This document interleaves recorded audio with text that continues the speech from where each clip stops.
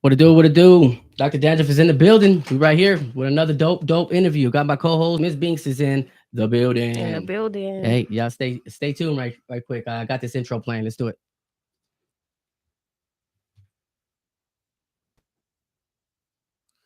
I got my head on. It's all good. You got your own camera. Straight.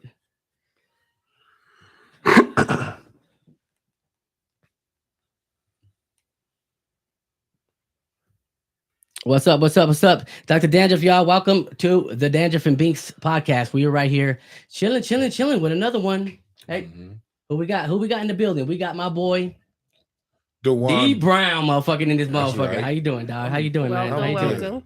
How you doing, brother? I Thank mean, you hey, for it's a inviting pleasure. me. It's a pleasure on some real shit because I'm over here like, hey, do I get him or not? How do I get him? How do I get him? And then when I met him one time, and then at Blaze's party, right? Yeah, Blaze's Blaze, birthday, yeah, that was fun. and I thought we were the same size. And then I see him again at Ah. Booze Rose. Shout out Boob Capone, and then this motherfucker's like 6'3" and shit. I'm like, that around 5'1". We was sitting in them Something high chairs. that. You know, that's what it was. I need a high chair. I'm not fucking short, man. That's some real shit. As always, I have the beautiful right here, Miss Binks. Boss Lady Bink back again for another one. You just do it. Let's do it. Boss. I'm excited about this one because not only is my guest, a shit talker. The guy's very, very smart, man. I mean, he knows his shit. He knows, where fucking Madagascar and roaches, how they started, when they started. He knows everything. He knows the texture of armadillos. He knows how child support it came into fruition. He knows everything on some real shit. Yeah, like I said, we got my brother right here, man. Yes, Dwann sir. Brown, man. He's here, dog. Hey, so what's Man, good? welcome. Talk I your shit. appreciate you for inviting me, man. Thank you. Hey. Y'all far too kind. So let's talk our shit. You know what I'm saying? Try to live. Well, what do you do? Let's just start there. What do you classify yourself as? That's always like the hardest question for me to answer. Because I'm a Gemini, I do a lot of shit. I'm Gemini right here. Yeah, I'm like the same way. I come from working with kids in the streets. Yeah. You know what I mean? When coaching basketball. That was and then I also did mortgage for a long time. So I'm in, I run buildings and shit like that. Shit. I'm a cardologer. Like I read the same playing cards that you play poker with. I can tell you your whole life story, where you need to go your next direction. Wow. I can tell you what 6 months from now is gonna look like, all that shit. Oh, I need that. It's real deep. Super deep. People think people always wonder, why do you think they built them big ass casinos off cards? Because it's a science the house is gonna win. Yeah. The whole card system is a science, as most people are unaware of it. True that. I learned the lesson. I learned the science behind it. Now I use it to help people. Yeah. I got tired of counseling people because I got tired of hearing people's problem every goddamn day. Like, goddamn. So is that why they use like a whole grip of decks and shit? So motherfuckers be trying to count cards and shit. Because you put a deck in front of me, I'm counting all them hoes. You spoke all that weed and you got a good memory still? Oh hell yeah! See, the weed helped me get sharper. Yeah. I'm ADD like a motherfucker. I be all. Stimulate your mind. But then the weed made me focus on one thing. Right. You know what I mean? So I do that. What else? I'm a drummer. I got sample packs out. I got some music I produced. I got a song I produced by my man J-Mo. He did the Maggot Brain Live. Get it on iTunes right now. I'm producing on that song. That's right. Dopest guitars on earth. Music history. Like I kind of got thrust into the music historian position. Right. I never thought I was, but I've always studied music my whole life. Right. And it's just sort of been like a lot of people I realized a lot of people didn't know a lot of things about a lot of people music. Don't. So I created a Black American music family tree that just really shows the root of all the music that we're Oh yeah, that tree was so dope, man. Yeah. I wish we would I have wish I had it. would've brought Yeah, that if you would have brought motherfucker it, I with would have pulled it up on I this. should have brought that motherfucker. God, man. That shit's bad, dude. But y'all can get it at incenseandashtrays.com. Incenseandashtrays.com. Or follow me on social media, and that's all on the links and shit. Yeah. Anyway. Yeah, we go. Hey, that was his outro. I think he's ready, y'all. Anyway, but like, we good. But like, I did it because I wanted people to look at it and then say, okay, he bullshit. And then go look me up, research me. Yeah. You know what I mean? That way you can find something. I'm not trying to tell you the whole thing. Mm-hmm. You know what I mean? Then, Doc got documentaries in the works with that. I have a book in the works and just really just solidifying what it is, because I'm a firm believer in appreciating everybody's culture, but everybody got to have a full understanding of what the culture is for me to appreciate yours and you appreciate mine. Right. And let's come together off what we created, and then we can build something new. Mm-hmm. But as long as You know, I create something and nobody knows I did it, and not even me. Yeah. You got people who got granddaddies who created whole new sounds of music who have no fucking clue. That part. You know what I mean? So let's teach the history so it gives some people some sort of pride about themselves. Right. I mean, and that's to me because that comes out of years working with kids in the streets. I was like, man, I noticed the difference between the kids that I coached and the kids that was at my job, and like economic situations and all that shit. But I was like, man, one thing I noticed: a kid that got a high self-esteem, no matter how poor he is, he ain't gonna bullshit. Or you know what I mean? And you think the music is a big part of that? Music is part of it, but movies are more. Okay. And we always forget the movies. Look at the cartoons. Look at Warner Brothers. Now, my Bugs Bunny, my favorite. Right. You know what I mean? But what do they teach you? Dysfunction. Yeah. You already teach 70 Sam, shoot everybody. Yeah. Well, Elmer Fudd, shoot everybody. Me. We grew up watching Thunder. Everything is Thundercats. Everything's about whooping ass. Everything is. Name one cartoon that's about coming like let's all name one cartoon that just ain't some weird old Barney shit. Yeah. That ain't about. Hey, the fucked up part, Tom and Jerry didn't even have no voices. It was just about fucking each other up. Beat each other's ass. On the quiet. You know what I'm saying? I'm gonna catch you slipping, dog. One day, watch. So your first time being exposed to something on TV is whoop ass. You know what I mean? And then so you getting whoop ass from the time you turn your eyes on. And remember this, I said this. I got my ass whooped to sleep. You know? Yeah, so I know what you're talking about. And remember this, TV is only been a TV in every household since the 60s. Yeah. So we've been humans for hundreds of thousands of years, right? So we've only had like 2 generations that had this thing called a TV. And your mind already believes everything it sees because before 60 years ago, everything you saw actually fucking happened. Right. True. It's some new shit where you watching a whole bunch of shit all day that never happened. You know what I mean? So your brain is programming us. Yeah, when you 2, when you 3, whoop ass, whoop ass, whoop ass, whoop ass. And then when hip hop come out, they say blame rap music. And then rap music, it has a part. I'm not gonna say it doesn't. I mean, it's kind of the same shit as whooping ass, that we're watching. We're watching visually, whooping ass. Yeah. And then we're hearing, fuck that bitch. Do this. Yeah, I got money, man. I'm gonna catch you. I'm gonna murk you. This and this. It's the same shit. We're just hearing it, right? My question is like one of the most times where the crime was the highest in American history was during the Roaring 20s. That's why they call it the Roaring 20s. Right. Where the crime rate in New York was much higher than it was in the 80s with the crack era. They didn't have no rap music back then. You know what I mean? And then when you look at it, the rap music, why does it stop at rap music?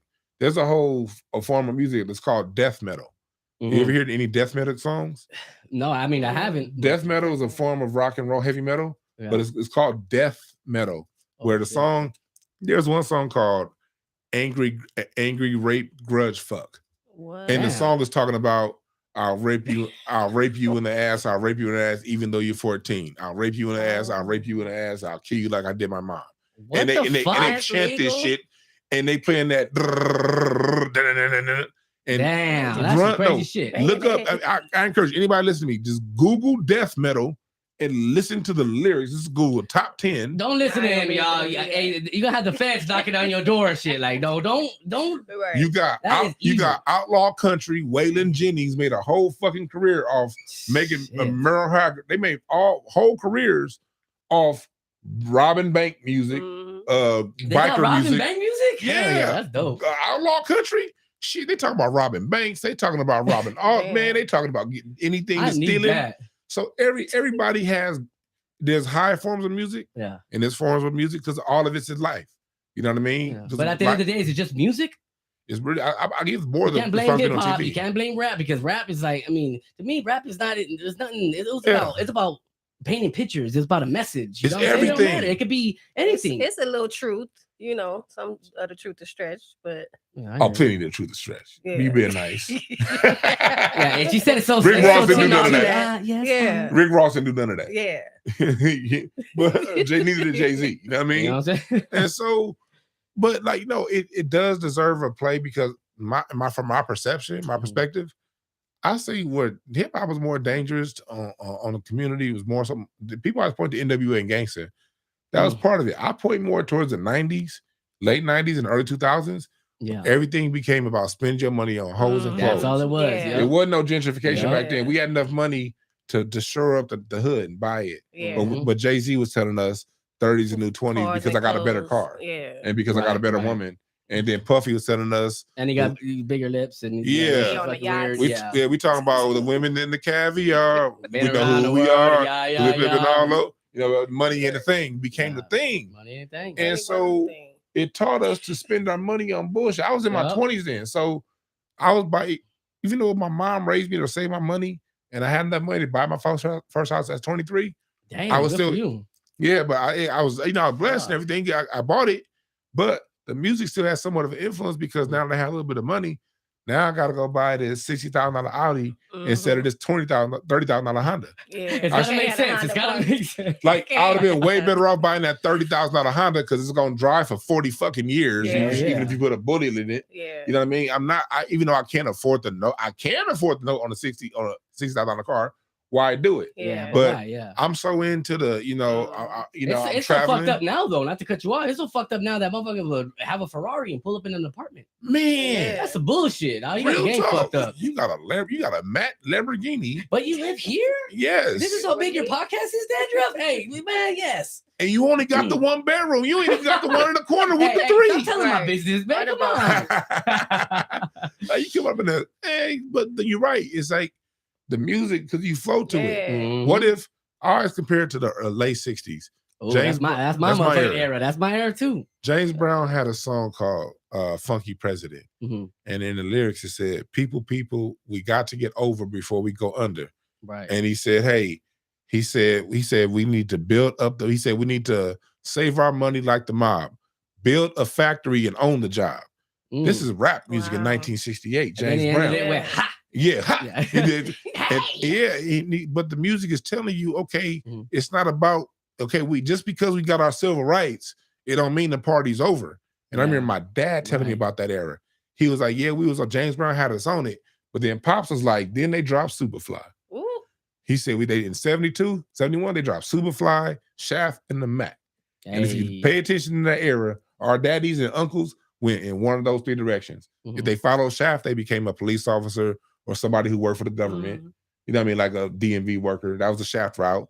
The Mac route was the pimping. Right. And the Superfly route was the dealing of drugs. My dad didn't fuck with school. So when Superfly came out, he was like, that's where I can make some bread and I can get out. Thank you, Superfly. Yeah, Superfly. Thanks. Yeah. My pops talked to me about, James Brown had all that shit popping. The consciousness was going in the late 60s. But he said Nixon hit that war on drugs. And then all the movies, he said that had us wanting to get in the streets and selling things. So you think like the early 60s? Like, I mean, because dude, I mean, I fuck with Philly Soul, like Intruders, I was just with one of the Delphonics yesterday. I saw that picture. Yeah. That shit was dope as fuck. Yeah, I was just with him yesterday. I mean, shout out, you know what I'm saying? But I'll put his link in the motherfucking, in the description later. But what I'm trying to say is like that is a era of just love. You know what I'm saying? Like where it was just love. You just, the radio had love on it. Everything was just all love. You know what I'm saying? I wonder what the crime rate was like back then. I'll tell you. To when, you know what I'm saying? Like, I mean, not now, but like maybe like the 75, 73-ish, like, when that swing came, that funk came, and it was just a little bit different. You know what I'm saying? And then it probably went up as. I'll give you an example. You are right. The music probably does have a big fucking. I'll give you an example. Watts, California, 1965. We had a Watts riots, right? Between it was an 18-month period. You can look this up in the LA Times. There's an 18-month period between early 1966 and the middle of 1968. You know how many murders there was in Watts? In all of South Central LA? One. Damn. You know why? It was plenty of things. One, the music. No, music was part of it. Because you're talking about 66, 68. Now you're talking about early Sly and the Family Stone. You're talking about Motown's at its height. My Girl. Yeah. You're talking about those years, Standing in the Shadows of Love by the Fourth Tops. Hey. You know what I mean? You dealing with that doo-wop style music, that's all about love and unity. But doo-wop was still out, like it was still hitting because they're like more like 50s. Doo-wop was 50s, but doo-wop stayed alive through R&B. Like the Temptations were a doo-wop, it's just the orchestration around it got bigger. Right. But it still kept the core principles of doo-wop, harmonizing over a lyric, over one particular theme. And so what happened was in 68, during that time, America, and I interviewed Judge O'Brown, he verified this for me. And you had all these programs, all those cats out was Black Panthers and stuff. Now you can go to UCLA for free. UCLA was free, USC was free. You got job training, if you wanted to be a plumber, if you wanted to be an electrician, whatever it is, it was free training. So they gave the hood training, and what they did was all those white officers that was fucking with niggas, they moved them out to the San Fernando Valley, and then they finally hired black officers and had them patrol that area. My cousin Sam was one of the ones. Damn. He had been applying to become an LAPD officer since 1963. Never could get in, but after the riots, it's like, okay, we got to hire these niggas. Yeah. And so the combination of the police leaving niggas the fuck alone, economic opportunities, and good music, there was one murder in 18 months. When did it change? It started to change in the late 60s because as the 60s started, and when Nixon got elected, Nixon started to pull back some of those programs. And then in 1971, Nixon had the thing called the War on Drugs. And if you listen to his assistant, Goldwater, who worked with him, these tapes are on YouTube. Goldwater said, we would call this the war on black people and hippies, but we can't. So we're going to call it the war on drugs. Because there was a progress that was going on. We gotta blame it on something. Fuck it. Yeah, they didn't like them white hippies coming, like the white hippies. You know, that whole hippie thing was Jimi Hendrix. Yeah, they didn't like them hippies Woodstock looking up to them niggas. Yeah. You know what I mean? Sly and the Family Stone was the first. That's funk man. That was the first band that had a white and black and male and female. Cynthia was on trumpet, black woman, but the drummer Rocco was white. You talking about what?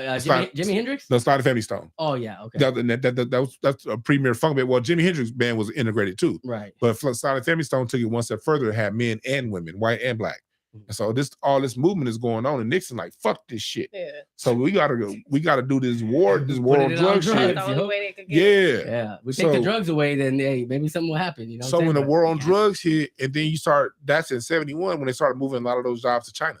Damn. And then so the job started moving job by job. So by the time you reach the 80s, you know, you had no choice but to sell crack. Yeah. Then they brought, because my dad was dealing drugs in the 70s, and he said what happened was it was organized in the 70s. He said in the 70s, you had your pimps over here, your drug dealers over there, and your gangsters over there. Damn. They may all be on the same corner, but everybody respected each other's boundaries. He said what happened was a pop, like Tootie Reese was like the connect. Like I said now, Tootie Reese is dead and gone. In his history is out there. But Tootie Reese was the guy that ran LA at the time. Like, and and then what happened was the cats, my dad was like, out of nowhere, his whole thing dried up. Like my dad was like, I couldn't get shit. And then I'm seeing the gangsters. I couldn't get shit. He's like, but the gangsters got it. The gangsters never did the drugs. Yeah. The gangsters were the gangsters and the drug dealers were the drug dealers. He said when that crack came, they put the drugs in the hands of the gangsters. And my dad was like, he had me by that time. So he's like, by the time he had me, because it's in the street, so he was out. But he said that's what happened. The drug dealers all their lines got dried up, and the gangsters got the drugs. But the shit came from the government, UCLA. Yeah, right. Yeah, crack was created at UCLA. Then it was perfected at Berkeley and Oakland. Started in Oakland, and came back in LA. I'm glad it started in UCLA, because if it came from the Trojans, it would have been some bad shit. If it came from USC, it would have been some bullshit, man. Get this it shit. Wouldn't have worked. That shit wouldn't have worked at USC. What the fuck is it, man? I'll take 2 Benadryls. Man, fuck this shit. I'm out. Yeah, right. Crack would not. If it went to USC, yeah, you know what I'm saying? USC got the smartest dumb motherfuckers I've ever heard in my life. Right. When I used to drive Uber, I hated driving Uber at USC. You're like, damn. I'd be like, God damn, your mama's wasting money. Them motherfuckers was dumb. That's some crazy shit. Oh man, my boy. I'm telling you, hey, before you got here, I was like, my boy is smart, educated, and smart as shit. But don't get him fucked up. Either he'll headbutt you or he'll talk some shit. He'll put you down. You know what I'm saying? He got jokes too, because he hangs around with nothing but fucking comedians. Yeah, that's all. You know, so what you got going right now? I mean, what you got going right now? Like, what are you focused on as far as right now? Like, what are your main concern? Like, is it the book? Is it what? I mean, you teaching people? It's like, what? A few things. It's I'm getting my my card site perfected because I'm teaching classes on it. Say it again. My cardology site. No, I told you I'm a card reader. Oh yeah. And people look at it some mystical shit. Well, no, I only do read. For those that don't know about it, like what is that? What it is, it's the science of using playing cards to read people, their personalities, and all aspects of their personalities, and really break down where your gifts are, like where your money is, like what are you playing good cards at? Or actual cards? So actual playing cards, the ones you play poker with. Oh, okay. Yeah, I never heard of it. So not tarot. Yeah, most people don't even know you can do it. No tarot cards or no, nothing. Actual like number cards. Yeah, if you have a regular deck of cards right now, I can answer anything you want. I mean, I can't win.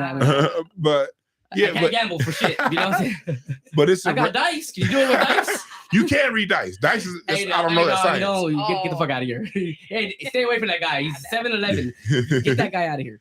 Yeah, but you actually can read dice. I just don't know that science. Right. But like, no, what it is, because people see these big ass hotels in Vegas, they built those because it's guaranteed the house is gonna win. Yeah, How do they know that? All the time. Because the playing cards are a science, and they just don't want your ass knowing that. And that's why there's no more single deck blackjack or shit like that. Because when somebody like me sat to that table, I'm reading this shit and I'm counting. I was mad because they had blackjack. They don't got brown jack. That's fucked up. That's bull. That motherfucker's racist. Like that's just fucked up. Like come on, brown dude. jack. Yeah, you can't get a brown jack. Brown jack is 27.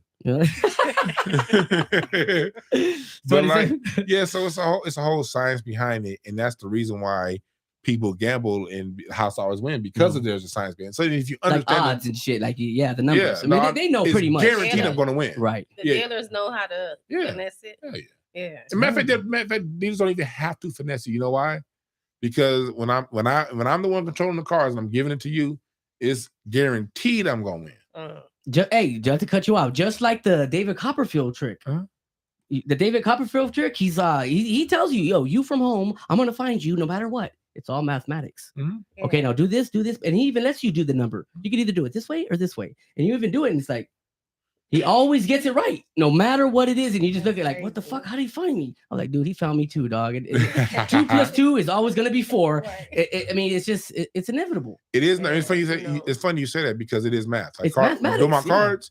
When I want to find out something about your personality, it's a lot of adding in addition because it's the numbers. It's the numbers that are talking to me, and because all numbers have a certain vibration energy to them. You know what I mean? So like if you're a heart, I know you are dealing with emotion, and if you're a heart, you're a soft ass. If your card is a heart, keep that heart away from me. Yeah, you're emotional. When you date somebody, you pull out a deck of cards. Oh shit! This bitch is a spade. This bitch is a spade. Get the fuck out of here. But what I do, I'm married now, so I don't date. But what I do, I read relationships. Yeah. So people can call me like, okay, they'll call me like, okay, it's my girlfriend's birthday. Well, how's it gonna work out? Don't get her shit. Don't get her shit. Don't because. I read one. I'm not gonna name his name, but one of the people at Craig Facts, one of the people that are on the show. I think I know. Yeah, he threw his girlfriend, the chick he dated. He threw her card out, and I was like, "Ooh!" I said, "She like to fuck, don't she?" I said, he was like, "How'd you know that?" Because I pulled all these clubs. I pulled an 8 of hearts. I pulled an 8 of hearts. 8 of hearts is the card of fucking. 8 or bigger. 8 or bigger. 8 of hearts. I said. Thing is, if you miss one session, she gonna fuck. She fucking with other niggas.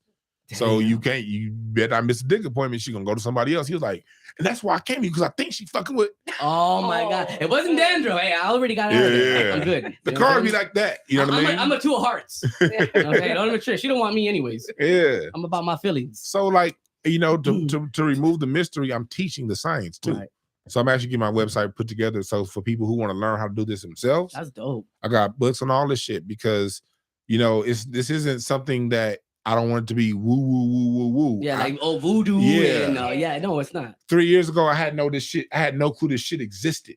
Wow. You know what I mean? And so, how'd you come? Not to cut you off, but how did you come across it? Like, I mean, what influenced you to my like, wife? Fuck it, I'm gonna try it. I'm gonna do this shit. I'm gonna start counting. My wife, she said she had a grandfather of hers that used to read playing cards. I was like, get the fuck out of here. So you can't. That's how it sounds. It's like, dude. She said, no, I had a grandfather who used to read cards. I said, what is reading cards? She said, no, you can read. That's how my first time I heard about tarot it. Cards? Like, yeah, I didn't know. Right. And then so I heard that my wife told me that about 8-9 years ago. And I just kind of is on the back of my mind. And then I came across some books. So I picked them up and I got pretty good. And I'm just, seeing shit. Okay, I'm reading the 7 week spread. Okay, this is my 7 weeks looking like. And then some of the shit that I would see, it would actually happen. Right. And then so I'm like, all right, cool. So then I enrolled in a class, like a hardcore, like, damn, I paid a lot of money. You go hard in. Yeah. That's crazy. Because I talk a lot. So the last thing I want to do is be that dude that I don't know what the fuck I'm talking about. Yeah, that's true. So before I come to you, I'm still there, but I stick to what I know. Like if I barely know it, I just don't talk about that subject. Yeah. If I'm talking, it's because I spent a long amount of time focused on what I'm talking about. And if I didn't spend time focusing on that, I'm not gonna waste nobody's fucking time and just be bullshitting them. If you ask me a question I don't know, I'm saying I don't fucking know. That's true. So next topic, we're talking about St. Bernard blood. To see how much he knows about that. I don't know a goddamn thing about that. The canine blood originated in the origins of the canine blood No, I'm fucking with you. So you get this. I mean, so your wife's grandfather, right? Yeah. He's like, I mean, he's into these cards. Mm-hmm. You start doing your little research. That little research turns into bigger research. Yes. You start reading these books, and it starts to make sense at what time, like. It just makes sense because I really got to learn more about myself and my card. And the deeper I got in learning my card, I'm like, damn, not only is it telling me about myself, it's telling me why I do what I do and how to solve it. See, when I give a card reading, it's not just, you're this, woo, go home and be about your way. It ain't none of that bullshit. What it is. Say it again. I said it ain't none of that bullshit. No, I actually give you a solution. I'm okay, this is where your issue is, but this is how you solve it. Right. And these are the steps you need to take to get through it.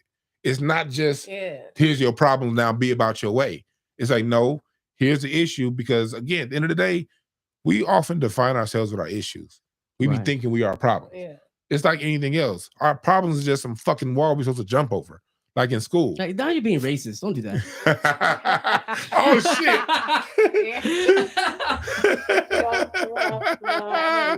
It's my show. That was sensitive. That was a good one. Too motherfucking shade. No, but at the end of the day, I know what you're talking about. I mean, I know people are probably watching this like, dude, that's blasphemy, whatever you want to talk.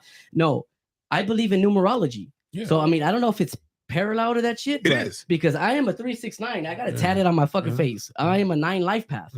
3 creativity, 6 intuition, and 9 being my overall life path. So I mean, I really believe in that shit. You know, the numbers of every card, like a 2, everything in numerology corresponds with a card. Cardology is numerology and astrology put together in the calendar system. Right. 52 cards in the deck. Like 52 weeks in a year. Limb bias type shit. Yeah. You read limb bias? No, yeah, you never heard of limb bias? I heard of cocaine. Yeah. Yeah, no, I'm talking about for numbers. Oh, I thought that was. He's an author. He's awesome. I mean, limb bias. Just like your wife told you about about this shit. He's gonna be like, limb bias. It's his brother, Lloyd Strayhorn's who I learned it from. Right. He used to be on Oprah and shit back in the day. But who on Oprah? Like on Oprah? They about the same age. He probably could have been. I bet this bitch when she was broke. Right. But like, yeah, knowing numerology is a big card. Think about it. This card for people who don't know. Again, I grew up Christian. I played the drums in church till I was 35. Right. You dig what I'm saying? I was in church in high school in my 20s, 4 days a week. You know what I mean? All day Sunday. And I lived that shit. I was scared as fuck. You talking to me about some cardiology 7 years ago? Get the fuck out of my face. Jesus gonna beat my ass. I'm about to go back to the drums. Fuck this. Yeah, I'm thinking about, man, Jesus gonna fuck me up. I ain't doing this shit. Yeah, real talk. So this is the development. What's your card? What's your card though? I'm a king of clubs. A king of clubs? Why you gotta be a king? What if you're a queen and fucking Queen of clubs, rights laws, king of clubs, and force laws. Okay. So every card has its own thing. Think about it. You have 52 cards, 52 weeks in a year. True. You have 4 suites, 4 seasons in a year. Okay, now you're fucking scaring me. Yeah. Hearts are the springtime of year, the fire emotion, and the hearts represent, your emotions. Clubs are mental. People with clubs deal with mind, and club deals with communication. And that's the summertime of year. I'm scared. That deals with the air element. And then, if you're a diamond, that deals with earth element, that deals with your values, with the things. People who are diamonds are very values oriented. Yeah. And then that deals with the fall time of year. And then the spades is older time in life. That deals with wisdom. That deals with the winter time of year. That deals with spirituality and your spiritual system and your spiritual values and earth values. So if you're let's say if you're like, just say, throw a card out there, I'm using myself. I'm king of clubs. Mm-hmm. King of clubs is somebody who's brought here to master the mental. King is somebody who's already mastered. Because you're mastering minds right now. Yeah, but most of your life you fucked up mentally. Oof. Because that's the hurdle. My biggest hurdle was getting past my fucking mind. Damn. You know what I mean? So, but if I identify myself as my hurdle, I'll never get past it. I got to see my hurdle as an opportunity to get better. Damn. You know what I mean? And so versus if you're a heart, if you're a 7 of hearts, you ain't got like 7s are very like when it comes to things, they're very like hardcore. The number 7 is very like, I know it all. It's a spiritual number, but they kind of know it all too. You know what I mean? In your heart. Is that what my girl is? I'm trying to see if I'm there. In a heart. I knew you was a fucking 7, bitch. Get the fuck. So if you're a heart, I know, okay, your challenges are emotional. Your emotions get in your way. Yeah. If you're a spade, you think you know too fucking much. And you and if you're a diamond, your biggest issues is really coming around. You be having issues with other people over the values. Like person that's a diamond card. Like a hater? Yeah. Niggas who are diamond cards will fight over a difference of opinion. If you're a club card is gonna probably laugh it off. A heart card is gonna get emotional. Which one's gonna laugh it off? Figure out who you are by your birthday. The birthday. Okay. And it's that same like day every year. Same thing, just like the life path. Like today is I gotta call my niece's her birthday, February 22nd. Today's 3 of Diamonds Day. What's May 24th? I don't know all the cards I'm talking about. I know May 19th is the king of clubs because that's Malcolm X's birthday. So that means they go in descending orders. That means if May 19th is the king of clubs, the 20th is the queen of clubs. You said what day? 24. That means the jack of clubs is the 21st. The 10 of clubs is the 22nd. The 9 of clubs is the 23rd. Then the 24th is 8 of clubs. Oh, that means you're very stubborn. Oh my goodness, y'all! Hey, he hit it right on the head, y'all. No, no, but you're supposed to be stubborn. Yeah, like that's the thing. We'll get judged for who we are, but we're not judged. We're here to be that. You just whatever you are, learn to work with it. That's a fixed card. Yeah. So your thing is whenever you have an ideal and you're fixated on it, can't nobody knock you off that shit. Yeah. At the same time, you know how to speak to people. You know how to go to somebody and speak to them and say what they need to say in the way they need to hear it. Yeah. You know how to kind of switch it up. Around these people, you can say it like this way. Around them, you can say it like that way. Get the fuck out of here. Just go. Get out of here. Scaring me now. It's over now. Scaring me now. Fuck. Hey, man. My boy's in the building. No, that's kind of on point, though. So yeah, so the whole point is to decode your own personality so you can use it.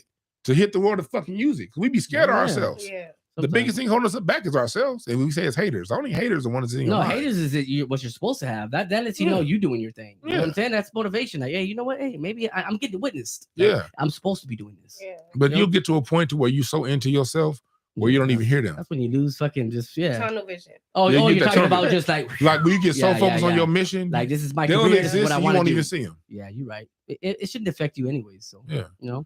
But that's all it's about. It's about decoding your personalities, finding out, okay, what you're good at, what you're not good at, what you need to work on. And then I go even deeper, like people, my consistent clients that have already gotten their personality decoded by me, they'll come back once a year just to be like, okay, how's my year looking? What should I look out for? I'll be like, just like the life path. Yeah, and I'll bring him like, oh, September, you got a 7 of diamond season. I mean, you better save your money because it's going to be rough for you financially during that point. But after that, you have 10 of spades, which guarantees success, but you got to work real hard. And I can look at each 7-week period of your card because there's 7-week cycles in every year in 52. Right. And everyone has a card for a 7-week period of their time. So whatever that card is, it tells me your challenges. Yeah, your lowest. You're kind of a therapist. Mm-hmm. Yeah. I started doing this because that's going back to when you told me why I do it. Not only because of how it's because I worked all them years with kids. Yeah. I was at the point of depression. Like I was depressed. I almost had a mental breakdown December 2014. Damn. Because I'm a stand-up comedian. I'm on the way to comedy clubs. But I got a kid calling me from Watts saying he ain't ate in 3 days. What the fuck? his mama sold the food stamps. What? You know what I mean? So I got to go get the little nigga a pizza and then go make 200 niggas laugh. Yeah. And this is my, you don't know. People, I'm not going to go around telling my story. Who the fuck cares? Right. So years and years of that, nigga, you get depressed. And so now I love helping people. Right. But I like literally emotionally, I can't get in. It'll drain you. It can take a toll. And I can't do it no more. Yeah, like I got to the point where I had my business going, and I still have it going, Breakthrough Advocacy Services. But I realized I was like, you know what? I just can't be up in people's lives like that no more. I'm done. Yeah. So when I learned the cards, I'm like, I could just diagnose your shit real quick and be out. Because at first, when I first learned it, I was like, okay, I'm gonna use this. But I tell people I'm using it. I'm gonna know when I'm fucked. So I'm coming. I'm gonna see the fuckery coming. I got it. I'm thinking like most people listening, like, man, if they think I do cards, they're gonna think I'm weird. That's what I'm thinking. Everybody gonna think I'm weird. 3-card Monty. Then you're good to go. Right. So I'm like, I'm gonna do the cards in secret, but still help these people. Damn. But then I was like, you know what? I ain't gonna be ashamed of what I do. Fuck that. Yeah. That's happened. Then I realized I was helping people so much more because I was getting through the bullshit. Now they don't need 6 months of counseling from me.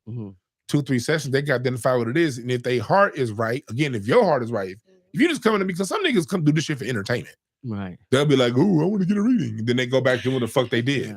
You wasting your time. I don't want people like, I don't even want you coming to me like that. I got the money. I'm good. You just said everything. Now, I mean, he's a comedian. He hangs around with none but the best roasters. Right. Now he's gonna be that. Now you a joke. No, I mean, to them, they're gonna be like, hey, you look like a motherfucker that reads cards. Get your reading card looking ass up out of here. You know what I'm saying? But it's real though. But it's real. Hey, I believe in it. I mean, there was somebody who tried that who still don't believe in it. I believe in it. I found out their card. Is that what they call it? Pull their card. Yeah, we say it all the time. Pull your card, dog. This is old. This is tens of thousands of years old. You were 7 of hearts. What do they say? If you play your cards right, everything will be all right. This is crazy. We say this shit all the fucking time. I know. So when I pull a nigga's card, because I do, I can decode your personality. That sounds so disrespectful the way you say it. Yeah. Pull his cord. I leave people alone, but if you fuck with me, I know exactly where you're vulnerable.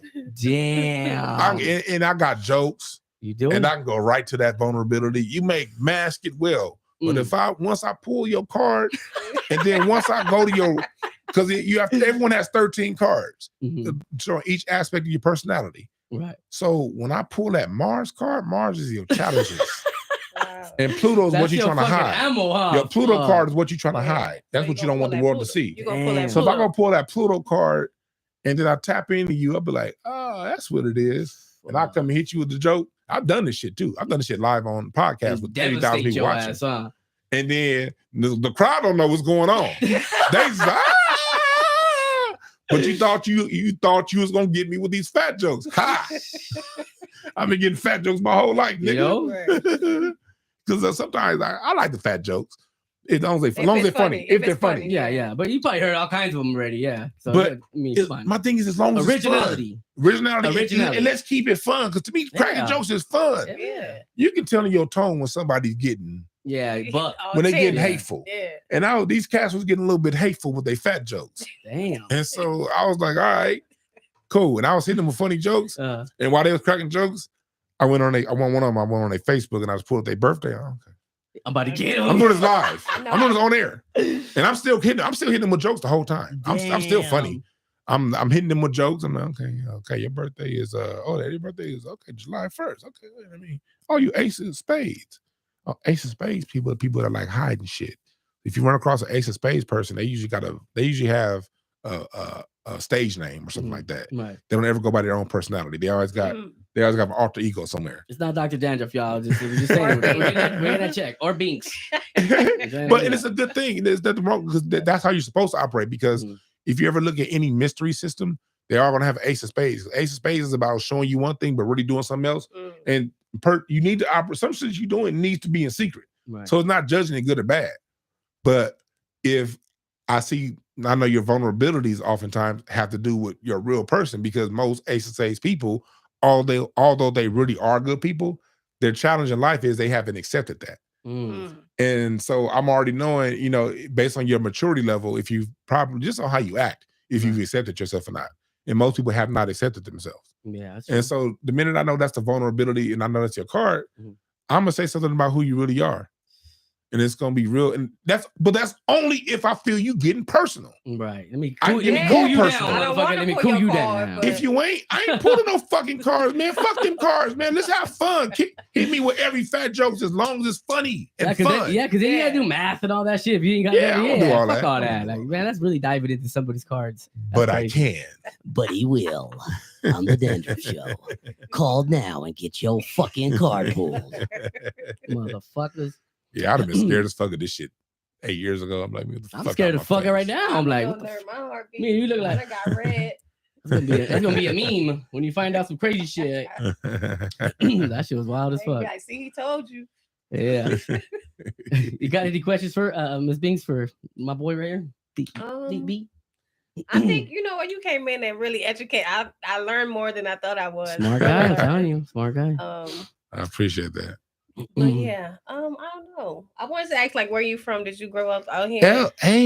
Born and raised. That was a long ass intro, huh? Yeah. We got my boy DB in the building. So where you from, my boy? Like, where do you reside at? That's what I wanted to get into some other things. Yeah. You scary, dog. I'm born and raised like. I'm LA, like old school LA. Like my mom and my daddy was raised here. Yeah. My grandparents was raised here. My great grandparents came to LA. Like most of these motherfuckers came to LA. Like, we've been in LA since the 1920s. That's right. My family. So, and then on one side, 1930s on the other. I'm LA. Yeah. Shit. My grandparents met at Jefferson High School. Goddamn. Hell yeah. I mean, my boy, you stand-up comedian. You're gonna be an author. I mean, historian. I mean, fuck, you do it all. You know, professional fucking card puller. Like, dude, card puller. I like that. Professional card puller. Pulled your card. Hey, real talk, that's dope. I mean, you do it all, my boy. You're the jack of trades. You're fucking smart, dog. Like, I mean, that's why it's a pleasure for you, even just me being in your presence, dog. Nah, man, you like when I met you, bro. You had a good spirit. I'm gonna tell you something. And he'll tell you, my boy Larry out here from Houston. Hey, shout out my boy Larry. He used to work right down the street. Larry in the back. Y'all thought that was the monkey on the Latin when y'all saw him. Hey, he said he looked like a boo? Oh, man. I thought that was he taller than me. But it's like, nah, like I hate coming to the Valley. But like I don't want to, but when we said Friday for me is like out the deal. It's just too fucking crazy traffic both ways. Yeah. But when we said Wednesday, I was like, okay, I can accommodate my boy on a Wednesday. You know what I mean? That's good. And so, man, because like I only met you that one time, then again on Monday, but it's like, man, you got good energy and a good spirit. Right. And that's what I go off of. I don't, even though I may on my show you follow me on Instagram, I will definitely talk about race and all kind of other shit. We're over there in Pasadena with the Comedy Craig. Press. You know, shout out Comedy Press. Yeah. And, Craig Smith down there. Craig, yeah. Shout out to Craig. Craig, Pasadena doing his thing. Hell yeah, doing that motherfucking Brent Taylor, thing. all y'all do it down there. I got DJ Show coming in on Friday too. DJ Show, shout out my boy. That's some real shit. And that's what it is. I know like I'll talk shit about anything, but like on top of color, on top of all that shit, I feel spirit. Right. And I feel your energy. Oh, I called into you guys' podcast once, right? Yeah. I cracked a joke on Dwann. Yeah, it was a fat joke. I ain't gonna lie. I said, hey, Dwann thought Gangsta Grills was a barbecue and he showed up. Yeah, that was pretty fucked up. I shouldn't have said that, you know? And then he pulled my card, ladies and gentlemen. I ain't never been the same. That's the real shit. Shut your 6 of hearts looking ass. Yeah. Damn. Yeah, like man, you know, Brent, when we first started comedy, Brent was my DJ. Was it what? We all started like me, Craig. You just pulled his card too, DJ. All within the same 6 months. Me, him, Big Jah, Craig Smith, and DJ Linwood. Yeah. Craig Smith, Big Jah, Teddy Ray. Rest Brent, in peace. Rest in peace, Teddy. Roses are right there, right above you. Yeah, like we all started comedy at the same time. At the comedy, we all like met at that same time. We all still hella cool. And like Brent would DJ for me for 3 minutes of stage time. That's dope. Yeah. That shit was just crazy. Like then we looked up like, man, everybody doing their own thing. Dwann Brown, who's on that show on HBO. I mean, all of us was at the comedy room for 3 minutes of stage time back in 2011, 2010. So that's what you are. I mean, that's what you are. I mean, pretty much because I barely know you, but because and then your podcast is not just about, it's not about comedy. Yeah, it's funny sometimes, but it's more on a serious tip. It's more like educational. You know what I'm saying? I use comedy. I never wanted to end up being a comic. But I also knew that comedy is the hardest form of stand-up. I mean, it's the hardest form of public speaking. Yeah, right. My degree from college is in communication studies. I majored in public speaking. And I always knew that comedy is the absolute hardest form of it. Yeah. So I figured if I can master comedy, I can speak and do anything. And I always wanted to do more radio, and podcasting wasn't out back then, 2010, it was radio. Yeah. You know what I mean? It's funny how shit changed that goddamn fast. You know what I mean? So now podcasts are a thing. You know what I mean? Blog Talk was coming out, but it wasn't really known like that. Right. And so I was like, I just want to, get used to being funny in front of people. And then so now that I'm podcasting, I don't do comedy as much as I used to, but I still miss the stage. And that's why I'm doing my show this coming Saturday. Because it's like, that's what's up. My style of comedy is I got my own way, and I don't want to do 7 minutes. I want to do an hour. But I can't go to your show and do an hour. So I said, fuck it, I'm going to throw my own host at bitch. Yeah, you can. If I bomb. In a while? Like this? It's my first time. I ain't been on stage in I don't know how long. But like my whole style of comedy is always improv. Everything I do is improv. Oh, okay. I don't do anything else. I hate fucking rehearsing. Yeah, I can't remember shit anyway. Yeah, remembering jokes. That's just like writing jokes. That's like homework. Fuck all that. I hated homework. Fuck homework. You dig? He's like, I just do that shit in the classroom real quick, so I don't have no homework. Like, I don't need no goddamn homework. I didn't need to write to be funny in the 3rd grade. What the fuck I gotta write now for? For real. And so like my whole style of comedy is off the cuff. Yeah. Just that's whatever good, I'm feeling. That's good. That's what's up. Yeah. A lot of crowd work.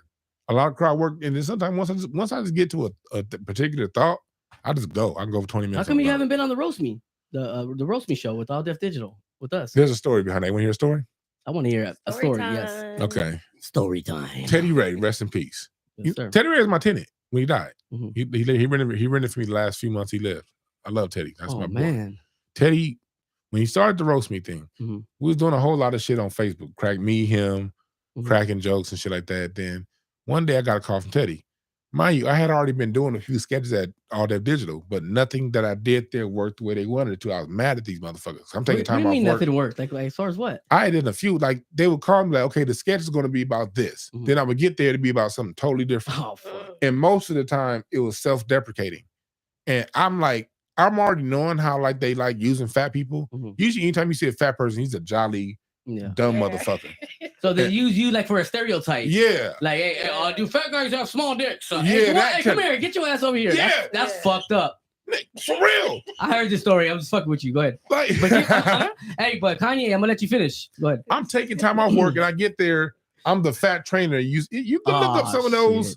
They're still on their website. I'm training someone while eating Twinkies and shit. Like that's just that's some bullshit. And I'm very kind of like, I like being fat. I don't give a fuck if I want to lose weight. I ain't losing now, but like, I don't give a fuck. You know what I mean? I'm not an appearance person, but I'm not.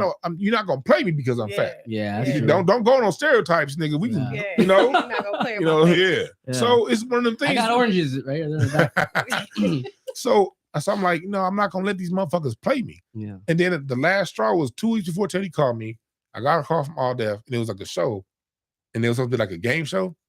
I get there, and it was supposed to be like a woman. Are you gonna date the attractive guy or the ugly guy? Well, since I'm fat, I'm the ugly guy. That's fucked up. And I'm like, and so I stayed there because I already taken a day off work. I'm like, fuck these people. This is my third day. You walked out that bitch? No, I did it because I was like, did it? He's like, dude, I'm gonna play the ugly guy. Because I flipped it. Yeah. Everything they gave me that was self-deprecating, I went back on them. I didn't do anything they told me to do because I wasn't about to play myself. And I was like, I'm very conscious of my, like, you're not gonna play me. Yeah. And so Teddy, 2 weeks later, Teddy calls me. He's like, hey, Dwann. I sound just like him. I got this thing on All Deaf. It's called It's this new show. I already called Craig. He said, I was like, he's like, can you make it down? He said, and there's Larry in town, and he had just moved back to Houston 2 weeks. Remember, you had with me the month before, me, Brent, Craig, Teddy, we got pictures of, we were like playing basketball together over in Poinsettia Park. And then like a month later is when the whole Rosemead thing happened. He moved back to Houston. So Teddy was like, well, you got Larry's number? Because I want Larry to come on down. But he had just moved back. And then I was like, I don't know if Rosemead gonna turn out to be what it is. Right. I'm thinking this is another bullshit ass idea from All Dev Digital. I should have gone on the faith that this is Teddy Ray, not them other niggas. You know what I mean? Yeah. I should have done that. But you know, you live and you learn. Yeah, he's season 1. He was the host. Yeah, but that was his thing. And they kind of, I'm not gonna get into those details. Yeah. But because that's not for me to tell. No, I hear you. But you know, that was me. It was a combination of me being like, fuck All Dev Digital because they were playing me. And on the other hand, you know, sometimes you lose confidence in yourself.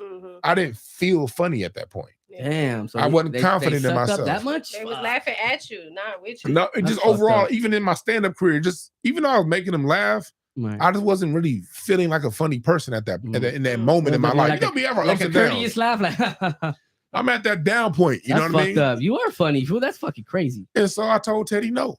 And then they did the first season. Damn. It blew up. And then once it got it going, I went and did did do an audition.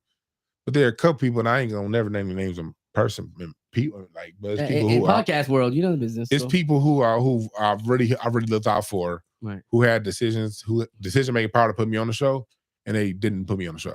Damn. And that was a conscious decision. I'm not gonna say any names.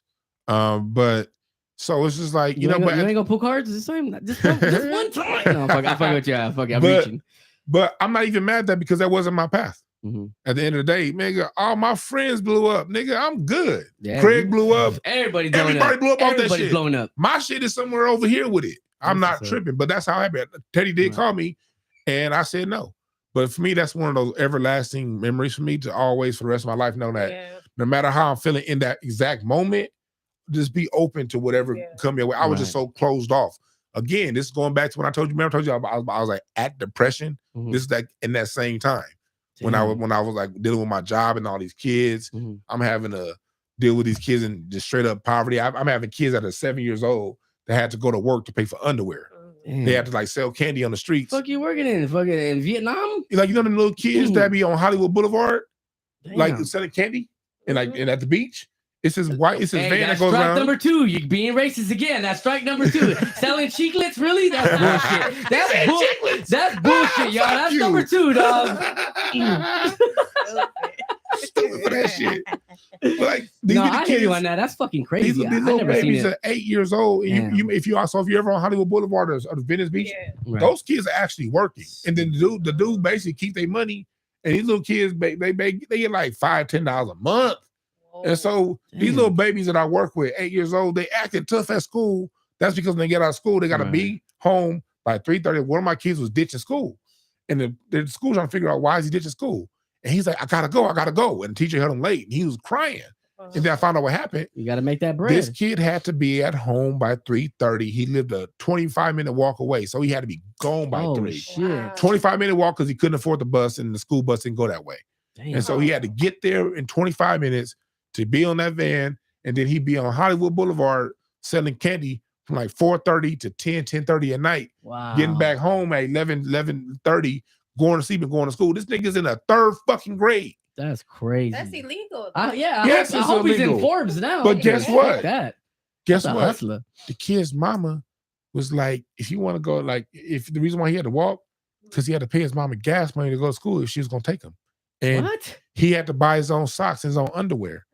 Kids out there really living like this, and we don't talk about this. So I'm experiencing this shit at work. Now I gotta go make 150 people laugh. Damn. So that fucked me up. But one thing I learned was, like, no matter how you feeling in the immediate, you know what I mean, you still gotta know who the fuck you are. Right. And me forgetting who I am caused me, you know. But at the end of the day, it happened when it's supposed to happen. I don't have no regrets. Right. I just like telling that story because it's a cool Teddy story. I love Teddy. I love Teddy too. Hey, recipes Teddy. I got his roses right there. That's my boy right there. Anytime I can bring up Teddy's name, I'm gonna always do it. Keep that name alive. That's what's up. Look at that. Hey, great. And those are all my friends that blew up, man, and like got opportunities, man. So it's like, this is dope. Like Craig blew up all over. Then when he opened up Craig Facts, he shot me to shoot. He shot me to shoot. Like, come on, come on. You know what I mean? I'm in the circle now. Look at everybody's blessing everybody. Big job. Anytime I need something from Ja, I can call Ja. You know what I mean? Anytime I need something from Daphne, I can call her. I mean, she blew up on her own over there. You know what I mean? Anytime I need something from Clayton Thompson, I can call these cats. That's right. You know what I mean? So, you know what I mean? It's just, this is dope to see because I know how hard Tony Baker. I remember when Tony Baker first, my boy Tony Baker. He was just before. He's a class just before us. He's up there, yeah. But I remember Kev on stage too. Yeah, you know, Tony Baker 2010. We would see this nigga on stage 6-7 times a night. I used to host a room with the Comedy Union. Hey, Dwann, I want to come on down because I got a show at Flappers, and that show at Flappers in at 7. And then I got another show at the Bowie Street Bar and Grill that in at 8:30. And your show from 9 to 11. What was comedy? 9-11? Okay, hey, Dwann, if I can get on about, can you put me, Dwann? If you can put me on about 10-20, that's gonna give me enough time because spot on. It's a late night mic in Hollywood on Ventura, and I'm gonna get there. But if I get on by 10-20 and be off by, and I'll be like, come on through. And me and Tony Baker, like, we don't. I see him. I hardly ever see him, but just to see him from a distance doing what he's doing, I know how hard that dude worked. Yep. We used to see this dude 6-7 stages a night, 7 nights. He didn't take no fucking time off. Damn. So to see him be able to make money from his room doing voiceovers, he deserves that. David Lucas, another one. Shout out my boy David Lucas on some real shit. He's selling out shows now. He's selling out shows. Hey, David Lucas, fuck you and your hips, nigga. Yeah. David Lucas, body full of mucus. Yeah. Hey, what's his name? Greg said that. Remember? I love to see David's another. I remember when he first landed here in LA. Right. And Matt Jones, he's a white comic. He does a few sketches with. He's done some sketches. I love Matt Jones. He's a funny ass white comic. Like, who? Matt Jones. Matt Jones. Who? Matt Jones. Who? Matt. Go ahead. Because he has a whole bunch of different characters and shit. Right. And Matt got me cool with David Lucas. I remember when David got his first room out here. The first person he called, I was one of the first people he called to do his room. I was like, cool. We was always cool. Like, we never hung out like that, but we was always cool. And it was, again, going back to Facebook, roasting each other. Yeah. Like when I saw him on that Planters commercial. And I told him he shaped like the Planters peanut because he like a number 8. Like a number 8. Yeah, I love David. So, and then I remember right before David blew up, he was always at the comedy store, the roast battle. He'd be like, Dwann, you need to come down to the roast battle. And Matt, same thing. And then this around the same time as roast me not doing roast me, 2014 to 2018, I totally just pushed away a whole lot of shit because I wasn't feeling myself. Right. You know what I mean? That, and so, that was around the time of the depression stuff. Like all that time I'm really just in my mind because my job had my job literally had me fucked up in my head. How many years though? Like before we jumped into the where we were. How many years did it take? Like I mean, by like for you to just be like, hey, you know what? Like I got to get myself together. No, 5 years of no depression. I was like, no, you don't know. It slowly happens. You don't know you're depressed. Oh shit! It's just one day you look up and you look back and you realize, man, I ain't done this in 3 years. I ain't done that in 2 years. You just look up one day. I used to be out doing all this and I ain't look up one day. Now I'm isolated and you just fucked up. I just found out I got depression right now. That's what I don't do shit. Flare up sometimes. Yeah. You flare up, but then I had a moment. It'd be cool yesterday, but then I had a moment to where I was so frustrated. I broke my work laptop. Now I told them it was that depression or anger, motherfucker? But that's angry people are usually depressed. Oh, yeah, that's true. Is the anger? The depression is the fire underneath the stove. Damn. You know what I mean? That causes you to act out in these uncontrollable ways. You know what I mean? Handle the depression, you handle the lash outs. Right. You know what I mean? You can't handle the lash outs without handling the depression first. Right. And so I had to get my depression. That's how I realized, okay, I got a problem. I broke this shit. I don't like, you know what I mean? Okay, that's when I realized, okay, therapy. Okay. And then so when you found out you had the problem, and then you went to therapy, how long of therapy did you have to do? A lot of therapy. I did therapy for about 4 or 5 years. But damn, you know what? Long? You know what? Finally helped me get it all the way out. Yeah. What was it? We gotta hear this. This is it. This is it, y'all. This is what I want to hear. Mushrooms. Ladies and gentlemen, the Dandruff and Binks podcast does not support. Hey, we're not saying anybody to go out there and get all fucked up off mushrooms because your mama took your iPhone. Do not do this shit on some real shit. Nah, mushrooms are the shit though. It was shrooms. It was shrooms. No, my cards helped me too. My so it was the shrooms. Because the shrooms, I had all of these in therapy. And you know, good thing about I'm not this kind of therapy because therapy help you get it out. Yeah. But therapy don't really help you fix it. It just kind of helps you get it out. The shrooms help me see it from a perspective. Well, all of these are talk therapy just started like that channel, that other realm just made sense and shit that I was angry about. Because I had a homeboy at the time. It's something I couldn't. Somebody, me and him knew we had a podcast together. This motherfucker's up rich and shit all on TV, sending my broke ass, poor ass ideas and putting them on TV and all kind of shit. And that shit, along with everything else going on, put me in a particular position that I couldn't get over. Like certain shit I just couldn't get over. Like how this rich motherfucker take from that time my fat ass shoes was squeaking because I couldn't afford those new ones and they got all this goddamn weight on top. So all that shit happened, and then but the shroom trip, I was able to pull back and just see it from a perspective. I was like an out of body. Yeah. That's what they say. I'm still holding on to this shit. Hell yeah. Nigga, what? And then when it just made me reason like, yo, I'm thinking the issue this big when really it's this big, and I'm, you know what I mean? I'm way bigger, literally and figuratively, than the issue. But I'm tripping over some little shit that I can step on with my pinky toe. That's true, though. That's true. And once I saw it, but the shrooms help you see it that way. Then once you see it that way, you can't unsee it.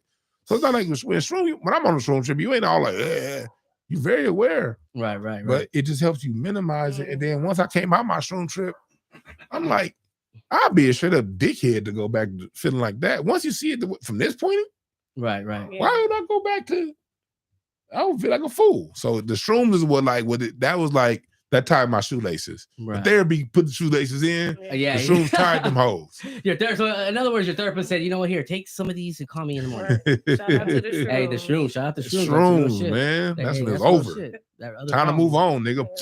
Yeah. Before we get up out of here, you got any last things, Miss Binks? You want to ask them more? I just want to make sure you get all your handles out there so we can follow whatever you're doing.